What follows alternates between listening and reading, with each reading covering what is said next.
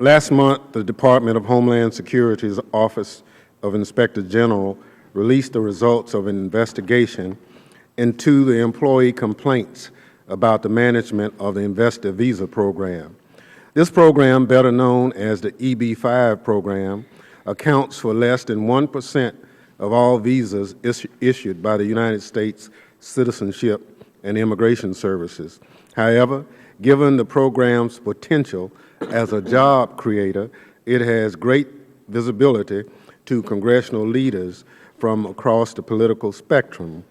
I do not take issue with the Inspector General's decision to limit his review to questions regarding Deputy Secretary Mayorkas's involvement in the 3 EB-5 applications at issue. However, I'm disappointed that after expending months of resources to investigate these cases, the Inspector General produced an incomplete report. It only addressed the allegations made by USCIS personnel about contact with prominent Democratic figures, thereby giving the false impression that there were no Republican inquiries or outreach on these 3 cases. At the time that Inspector General Roth testified, I was skeptical that Deputy Secretary Mayorkas only heard from Democrats on these cases, given the potential economic benefit of the EB-5 program. When I asked the Inspector General about other outreach on these 3 cases, the Inspector General was non-responsive. Subsequently, through further engagement with the department, I've learned that prominent Republicans contacted Deputy Secretary Mayorkas and asked him to give his personal attention to these 3 cases. Given that this review has implications for Deputy Secretary Mayorkas's reputation, it was incumbent on the Inspector General to present a complete picture of Mr. Mayorkas's contacts and involvement in these cases.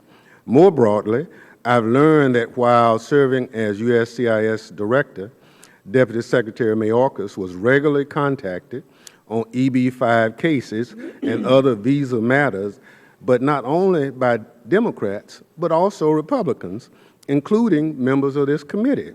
Not only am I disappointed about the incompleteness of the Inspector General's review, I find it appalling that the Inspector General would not provide testimony to lay to rest questions of actual wrongdoing or impropriety, despite the fact that the report did not find that Deputy Secretary's involvement was inappropriate. As I stated last month, the picture that emerged from the Inspector General's report was that of an activist manager that demanded reform and responsiveness from his agency. If we want to have a comprehensive examination of Deputy Secretary Mayorkas's leadership style, we should look at his actions as a whole, including in his current capacity as Deputy Secretary. Under Deputy Secretary Mayorkas's leadership, the Department has made great strides in some areas and remained stagnant in others. There have been progress on key areas identified on the Government Accountability Office's high-risk list, and as a result of these efforts, GAO recently acknowledged improvement, stating that DHS has demonstrated exemplary commitment and support for addressing the Department's management challenges.